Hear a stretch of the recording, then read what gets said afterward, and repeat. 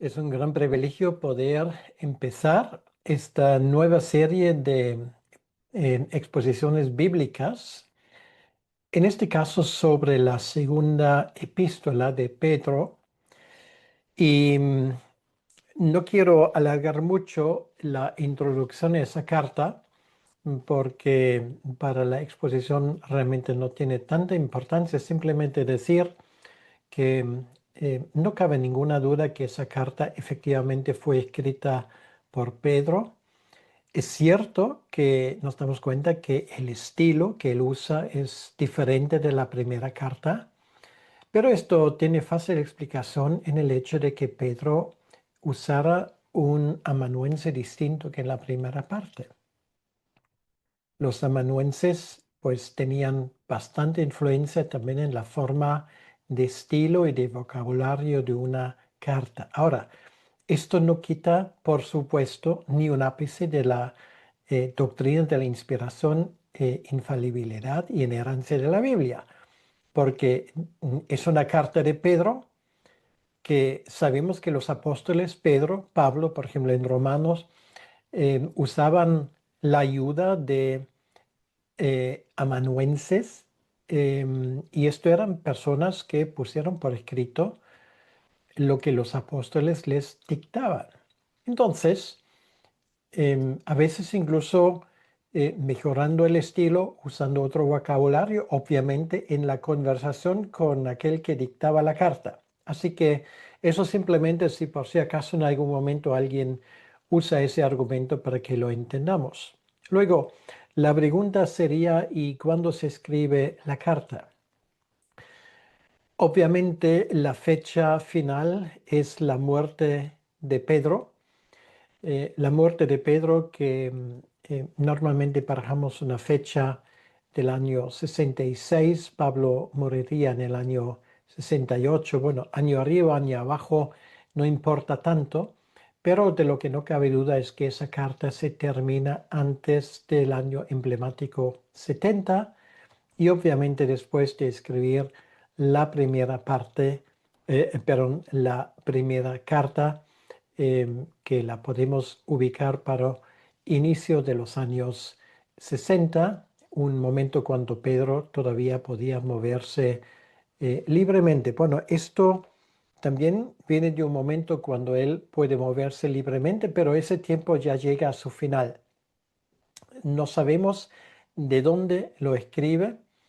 La primera carta, Pedro, como dije en su momento, menciona la palabra que escribe desde Babilonia, y Babilonia fue una forma clandestina de referirse a la ciudad de Jerusalén. Esto sería la idea.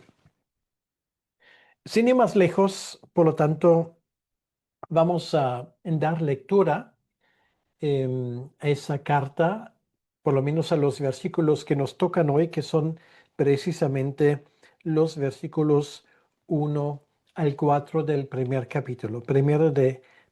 Segunda de Pedro, capítulo 1, versículo 1 al 4. Y dice así la palabra de Dios. Simón Pedro, siervo y apóstol de Jesucristo, a los que habéis alcanzado por la justicia de nuestro Dios y Salvador Jesucristo, una fe igualmente preciosa que la nuestra. Gracia y paz os sean multiplicadas en el conocimiento de Dios y de nuestro Señor Jesús. Como todas las cosas que pertenecen a la vida y a la piedad nos han sido dadas por su divino poder mediante el conocimiento de aquel que nos llamó por su gloria y excelencia, por medio de las cuales nos ha dado preciosas y grandísimas promesas, para que por ellas llegaseis a ser participantes de la naturaleza divina, habiendo huido de la corrupción que hay en el mundo a causa de la concupiscencia. Bueno, esto nos hemos dado cuenta desde el versículo 3 hasta el versículo 4, es una frase, Y la manera como la formula Pedro no es precisamente la forma más fácil, así que en un momento voy a hablar de eso. Pero antes de hacer esto, pues vamos a tomarnos un momento para dedicar ese tiempo al Señor.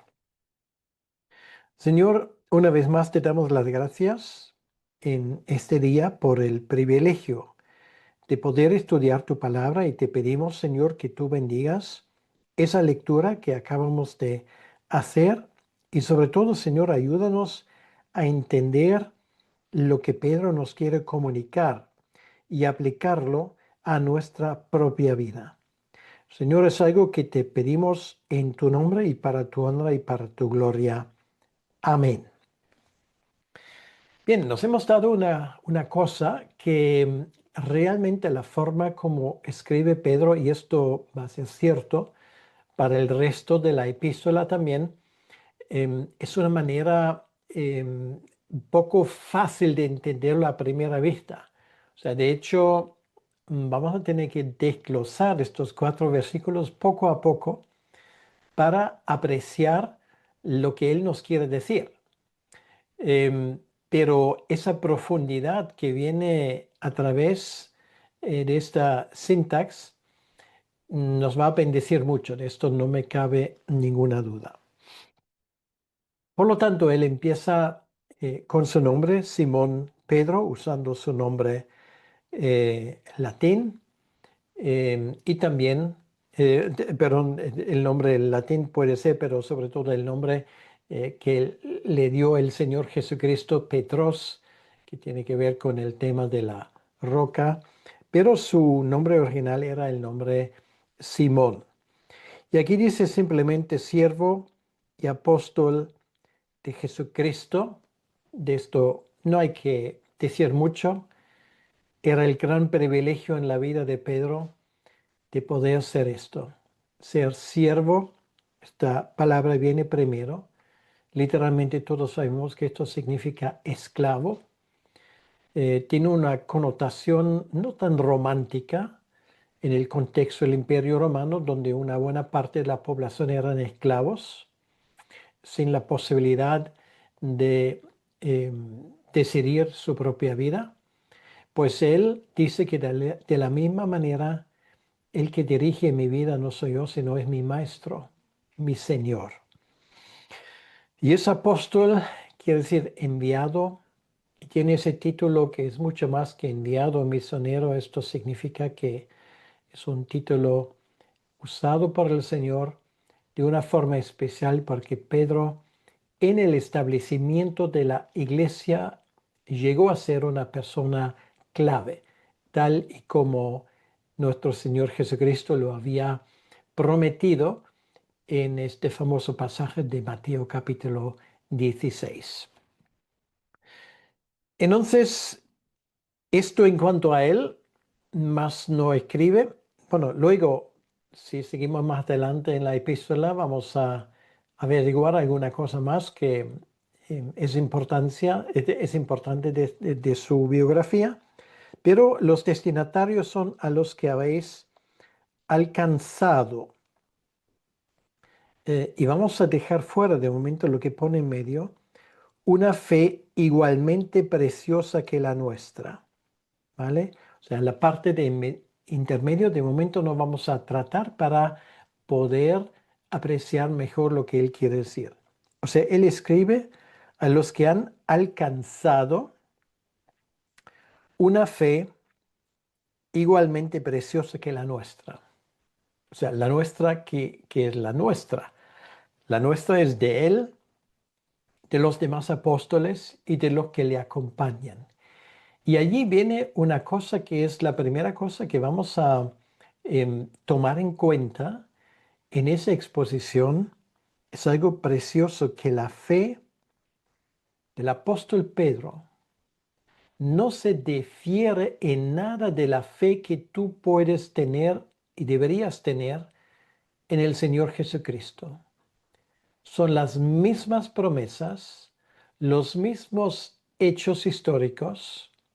Es el mismo poder, es el mismo Dios, es el mismo Salvador que forma parte de la fe de Pedro y también de tu fe y la mía.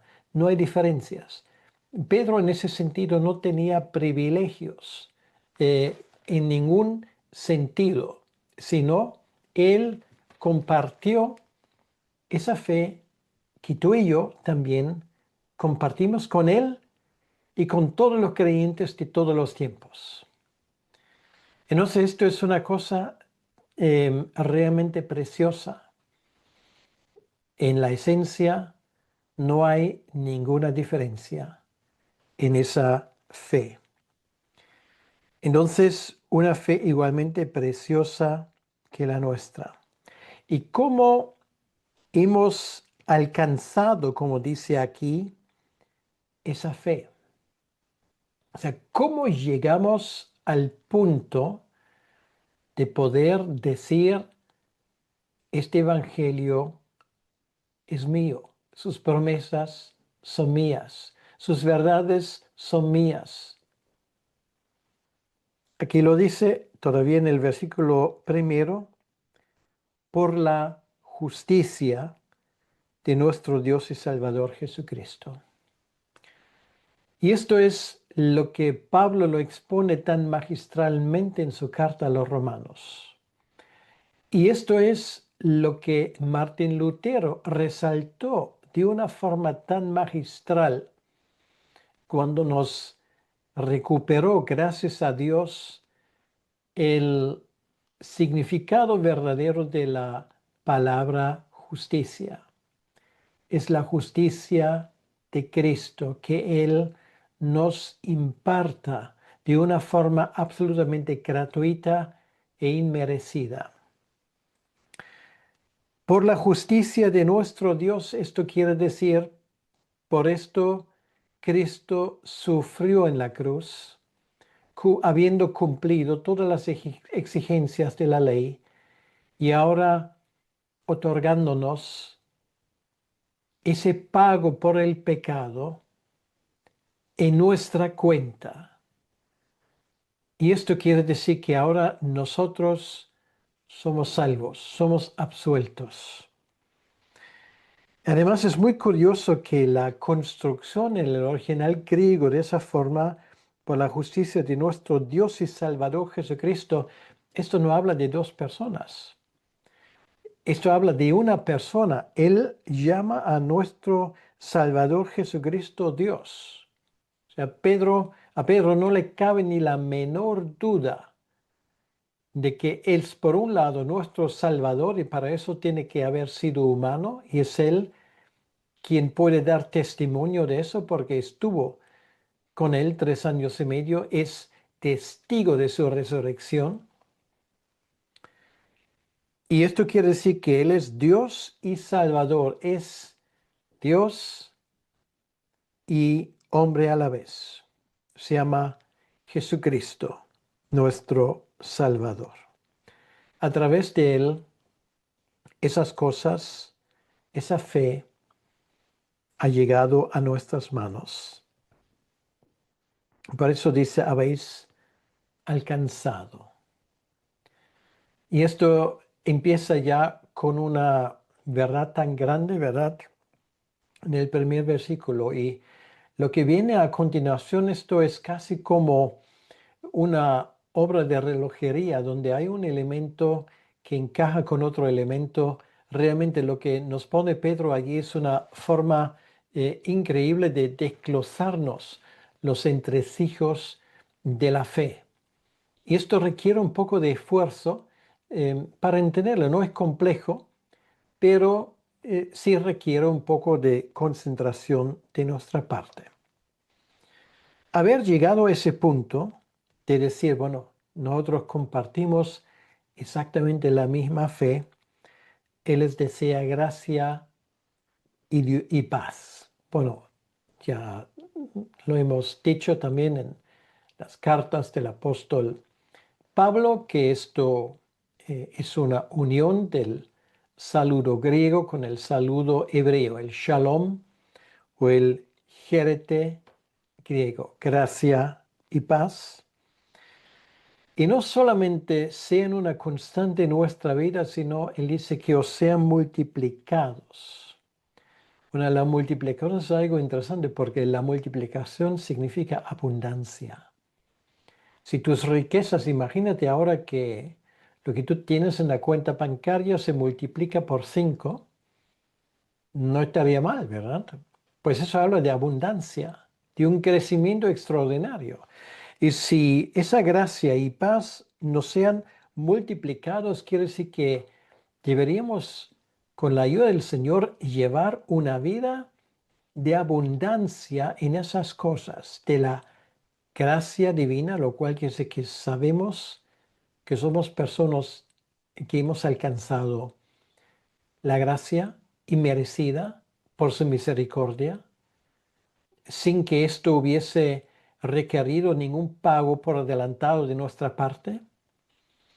Y por otro lado, de esa paz que ahora inunda nuestra alma. Y esto irrespectivamente de las circunstancias de nuestra vida. Hay paz, hay gracia en nuestras vidas y además en forma abundante. Y sabes una cosa, que esto difiere, esto es la diferencia de un cristiano, de una persona que no tiene esta esperanza. Y es algo sumamente precioso. Esto se ha multiplicado en nuestras vidas. ¿Y cómo se multiplica eso?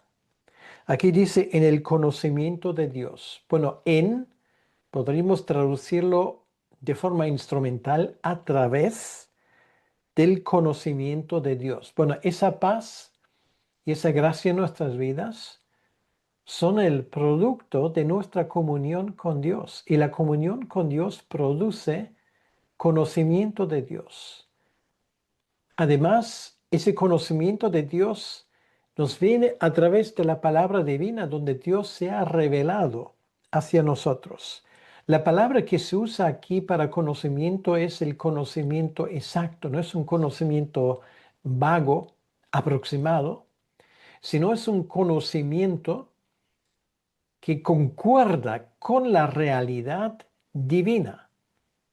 Nosotros como creyentes en lo que Dios se ha revelado podemos saber cómo Él es sin engaño, sin peligro de equivocarnos. Y lo hacemos no a través de prácticas místicas o fórmulas mágicas, sino a través de la lectura de la palabra de Dios y de su aprendizaje, entendiendo quién es nuestro Dios y cómo es. Y el resultado de esto es paz en tu vida. El resultado de esto es gracia en tu vida. Esa cosa que solamente un creyente puede tener y que el mundo desconoce, pero anhela. Y de nuestro Señor Jesucristo, de allí viene este conocimiento exacto de Dios. Sin la obra mediadora de Jesucristo, nada sabríamos de Dios. Es Él, como dice Juan, que literalmente nos ha traducido a Dios a nuestro idioma. Si vemos a Jesucristo en los evangelios, vemos cómo Dios es. Vemos cómo Él se comporta. Es una forma de entender quién es Dios. No es una entidad filosófica. No es una fórmula que va más allá de nuestra comprensión, sino Jesucristo es Dios y en Jesucristo Dios se ha hecho palpable para nosotros. Entonces, de Él y de ese conocimiento vienen la gracia y viene la paz. Entonces, hablando de ese tema, Pedro ahora intenta una vez más explicar a los que reciben la carta y por ende después de 2000 años también a ti y a mí, que es la realidad de la vida cristiana. Él lo dice aquí, como todas las cosas que pertenecen a la vida y a la piedad. La vida y la piedad, esto habla de la vida eterna, esto habla de la vida física, y la piedad aquí es un sinónimo para la fe. O sea, la piedad quiere decir que es este conocimiento de lo que Dios quiere de nosotros. Esto aquí es un sinónimo del Evangelio y de sus efectos concretos, palpables en nuestra vida. ¿Y cómo ha llegado a nuestra vida? Aquí se usa la palabra nos han sido dadas. Por cierto, en el versículo 4 usa la misma palabra, nos ha sido dado. Es por gracia. No lo hemos agarrado a Dios. No nos lo hemos inventado. No es fruto de nuestra labor y de nuestros esfuerzos, sino es un regalo divino. Por eso no digas nunca más que nadie te ama. Dios te ama porque Él te ha dado el regalo más precioso de cuantos puedas esperar en la vida. Es su propio Hijo, que ha muerto en la cruz para alcanzar para ti la vida eterna, para dártelo a ti de forma gratuita. Entonces, es el divino poder, el divino poder. Quiere decir, ese poder de Dios que obró en Jesucristo durante su ministerio, haciendo milagros, multiplicando el pan, multiplicando los peces, multiplicando el vino o cambiando el vino como quieras. Estos hechos poderosos que prueban de que Jesucristo realmente es Dios. Y luego, claro, el milagro de todos los milagros, su resurrección, el día tercero cuando Él dio el golpe definitivo a la muerte. Y por el poder divino, como dice Romanos capítulo 1, Él resucita en aquel domingo por la mañana. A partir de ese momento ya nada es igual. La muerte, a partir de ese momento, ha perdido su terror. De ese divino poder está hablando aquí en esa epístola. El divino poder mediante el conocimiento de aquel que nos llamó por su gloria y excelencia.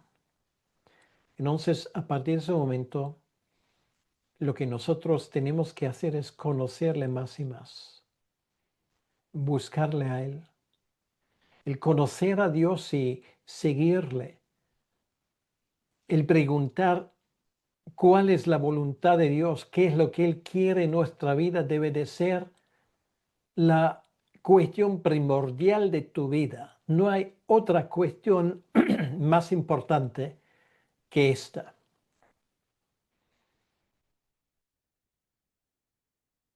Y te ha llamado por su gloria y excelencia. Ese poder de la resurrección ahora es el poder que está obrando en tu vida. Dios te ha llamado. Dios ha venido a tu vida. Y algunos de nosotros podemos recordar ese llamamiento de Dios, tal vez no como una voz divina bien audible, sino como una impresión tan fuerte en nuestros corazones que realmente marcó un antes y un después para nosotros. Nos llamó por su gloria y excelencia. Esto es algo increíble cuando lo divino toca lo mortal. cuando lo eterno se hace concreto en lo temporal. Es el milagro del nacimiento de arriba, del nuevo nacimiento, donde ya nuestra antigua naturaleza recibe de parte de Dios un toque que lo cambia profundamente. A partir de ese momento hay algo en ti que ya no va a morir para siempre. Para siempre va a estar cerca de Dios. Ahora en ese momento, cuando aún moramos en este templo frágil que es nuestro cuerpo, la realidad divina ya forma parte de tu vida. Tú ya no solamente eres una existencia normal, sino a tu existencia normal se ha unido a una existencia sobrenatural. Estás aquí en la tierra y a la vez estás sentado a la derecha de la gloria de Dios. Ya estás allí, ya tienes esa conexión. Por lo tanto, el creyente está viviendo una experiencia sobrenatural cada día de su vida. Ya quedan atrás los días cuando vimos ese mundo a través de esos colores negros y grises, como valle de lágrimas, como lugar sin esperanza, sin luz. Y ahora nos damos cuenta que por esa nueva realidad, después de haber tocado el trono de Dios, nos damos cuenta que viviremos para siempre porque Él vive. Y Él vive a través de su Espíritu Santo en nosotros. Esto nos confiere una gloria especial. Por eso somos llamados el templo del Espíritu Santo. Por eso la iglesia es la niña de los ojos de Dios. Pero esto no es todo, sino nos damos cuenta que nos ha dado regalos, regalos que nos dejan atónitos. De esto estamos leyendo en el versículo 4. Aquí dice, por medio de las cuales. Bueno, aquí, ¿de qué estamos hablando? Del divino poder y del conocimiento y de su gloria y de su excelencia. Todo esto tiene que ver con el mismo carácter de Dios. Y por medio de esas cosas nos ha dado preciosas y grandísimas promesas. En primer lugar, preciosas. Esto habla de un valor inmenso. Imagínate que esto fuera como un diamante con un valor incalculable. Diamante normalmente es pequeño, reluciente, y ese diamante tiene un valor, si es puro, inmenso. En un momento vamos a hablar de esas promesas, de qué son. Pero bueno, la primera categoría en la cual caen son comparables a piedras preciosas. Pero ahora dice grandísimas. O sea, un diamante normalmente es así de pequeño, pero esto es enorme, como si se tratase de una roca. No existe un diamante así. Pero esto es precisamente lo que Dios nos ha dado. Es precioso en cuanto a su esencia y su valor, y además en una cantidad incomparable con ninguna otra cosa que existe en la tierra. Y esas promesas son, en primer lugar, la palabra de Dios, un libro lleno de promesas, un libro que nos habla de la vida eterna, que nos orienta, que nos da esas pautas que nosotros tenemos que saber para seguir adelante en la vida. Tú puedes seguir los pasos de Moisés, puedes estar con Noé en el arca, puedes sentir la tensión que tenía que sentir Abraham. Puedes estar presente cuando José se da a conocer a sus hermanos. Estás en los momentos más dramáticos de Israel, como por ejemplo cuando Samuel les confirma el primer rey, cuando David engrandece el poder. Estás cuando Dios llama al profeta Isaías o a Ezequiel. Estás cuando Dios le da esas promesas y esa visión de futuro a Daniel. Muchísimas cosas. Y hablando del Nuevo Testamento, estás presente cuando tu Salvador muere en la cruz, en aquel viernes por la tarde, el 3 de abril del año 33 a las 3 de la tarde. Pues allí estás tú también. Por sus llagas fuiste sanados. Esto es lo que Él dice aquí, que hemos recibido esas preciosas y grandísimas promesas. En segundo lugar, el perdón de los pecados. El gran problema de tu vida y de mi vida. Esa losa que seguramente nos ahogaría para siempre en el océano de nuestra culpa, sin remedio, sin la más mínima posibilidad de salvarnos o de salir de este embrollo. Sin embargo, Dios lo ha conseguido. Te ha dado la promesa y la promesa es la aplicación de la sangre de Cristo también a tu vida. Y Dios dice, hijo mío, tus pecados te son perdonados. Siéntate en la mesa de mi casa. Estas son las palabras de liberación, las palabras de promesa de vida eterna que forma parte del Evangelio. Sí, tú y yo viviremos para siempre.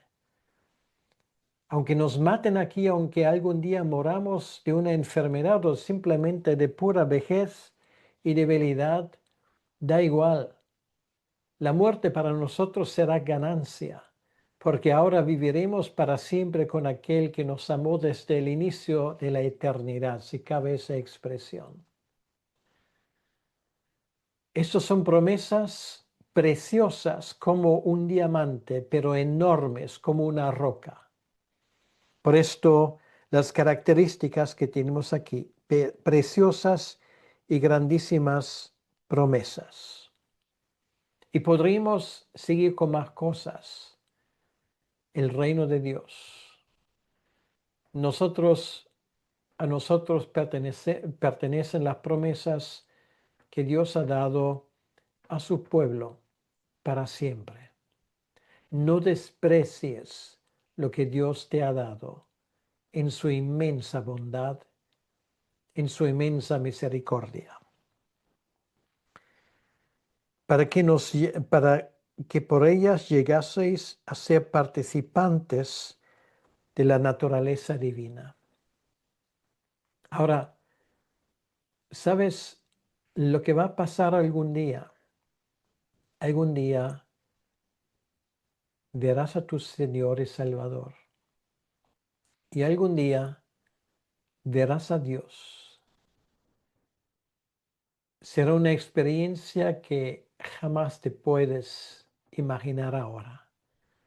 No sabes lo que esto significa. Puedes estar en la presencia divina sin temor, sin miedo, porque Él te mira a través de los ojos y ve la sangre aplicada de su Hijo Jesucristo en tu vida. Tus pecados son perdonados para siempre.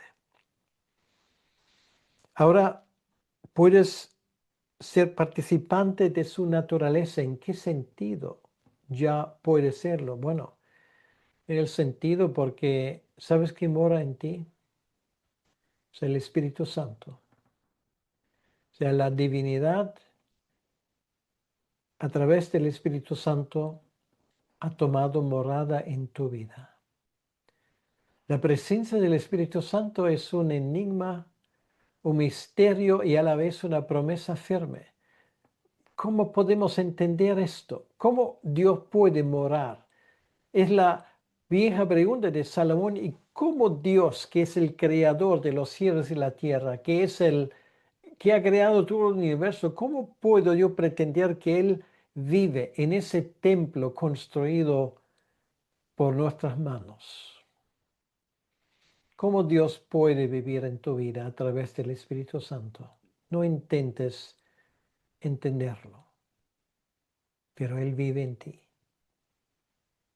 Y tú ya sientes esa presencia del Espíritu Santo en tu vida como algo que ha venido desde la eternidad a este valle de lágrimas que es nuestra vida y nuestra existencia aquí. El momento más precioso que has vivido en la tierra no es nada en comparación con las glorias que te esperan algún día detrás del velo. Por eso, y Pedro aquí habla de un hecho, cuando dice, habiendo oído de la corrupción que hay en el mundo a causa de la concupiscencia, pues es una descripción de la situación que tenemos aquí en el mundo. Lo primero es la concupiscencia. Bueno, la concupiscencia no solamente tiene una connotación sexual, también la tiene, pero tiene una connotación de egoísmo, de querer tener más y más. Es la ley del egoísmo. Yo quiero mandar, yo quiero tener, yo quiero ser el más guapo de todos y el más poderoso. Así funciona ese mundo. Mira a nuestros políticos. No han cambiado en 2000, en 4000 años, desde que el mundo existe, de los tiempos de Nimrod, más desde los tiempos de Caín, siguen siendo la misma trayectoria. Aquí mando yo. Y a veces toman en cuenta los mandamientos de Dios y a veces en la gran mayoría les importa un bledo lo que Dios piensa. Para ellos no importa el dinero porque tienen el dinero de aquello que ellos suprimen y exprimen. Lo que a ellos les importa es el poder. Esa palabra mágica que transforma a un vil pecador en una auténtica bestia. Es la razón porque los reinos en la Biblia precisamente se representan como bestias. Esa es la concupiscencia que reina en ese mundo y por esa razón está todo corrupto. A veces nosotros decimos, bueno, hay corrupción por todos los lados. Sí, hay corrupción por todos los lados. ¿Y dónde está la novedad? La noticia ocurre cuando de vez en cuando llega al poder una persona que no es corrupto y se expone al peligro de convertirse también en un corrupto. Es así como funciona ese mundo. Por eso ese mundo no puede resolver el problema del mal. En el mejor de los casos puede contenerlo. Por eso hace falta el Evangelio, la predicación del Evangelio que cambia la naturaleza de una persona. Esa concupiscencia convierte el mundo en un mundo de corrupción. Y corrupción no solamente estamos hablando que a la gente les puede pagar por dinero, eso sí, pero corrupción quiere decir que vive de espaldas a Dios, que no quiere saber nada de Dios. Ahora yo te pregunto, si el Espíritu Santo mora en ti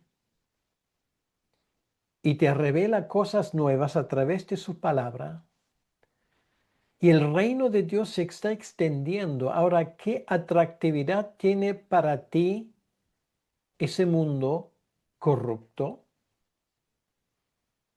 ¿Qué esperas tú de ese mundo que está en tinieblas, regidos en su inmensa mayoría por gente que no quieren saber nada de la ley de Dios. ¿Qué atractivo tiene ese mundo para ti? ¿Por qué le damos tanta importancia de buscar el aplauso de ese sistema corrupto como iglesia, como creyentes individuales? ¿A quién le importa lo que César piensa cuando tú conoces al rey verdadero de ese mundo? Piénsalo, porque esa competencia entre un mundo influenciado por la concupiscencia que lleva a la corrupción, por un lado, y por otro lado, la realidad del reino de Dios, de personas que ya no tienen su ciudadanía aquí en la tierra, sino en el mundo nuevo. Somos ciudadanos del reino de Dios. Por lo tanto, el resultado debería ser el único resultado lógico, que es la huida. Habiendo huido, quiere decir que por la forma como lo construye Pedro, esto es algo que él piensa que debe de ser una realidad en la vida de cada creyente. O sea, un creyente no puede bailar en dos bodas, o sea, no puede anhelar formar parte de ese sistema corrupto, sino busca la liberación en Cristo. Esta fue la primera parte de una panorámica que Pedro nos pone y nos pinta aquí, y te has dado cuenta que solamente hemos avanzado 4 versículos, pero versículos muy cargados de significado. Yo te recomiendo que vuelvas a leer ese pasaje, ¿vale? Porque no creas que luego las cosas vayan a ir más fácil. O sea, acabamos de escuchar Santiago, ahora viene segunda de Pedro, y segunda de Pedro realmente es muy exigente. Tenemos que pensar. Muy bien, hasta aquí hemos llegado, y yo te animo a seguir estudiando conmigo esa epístola preciosa que le va a demostrar muchas cosas que tienen que ver con los entresijos de cómo funciona tu vida espiritual y cómo funciona ese mundo.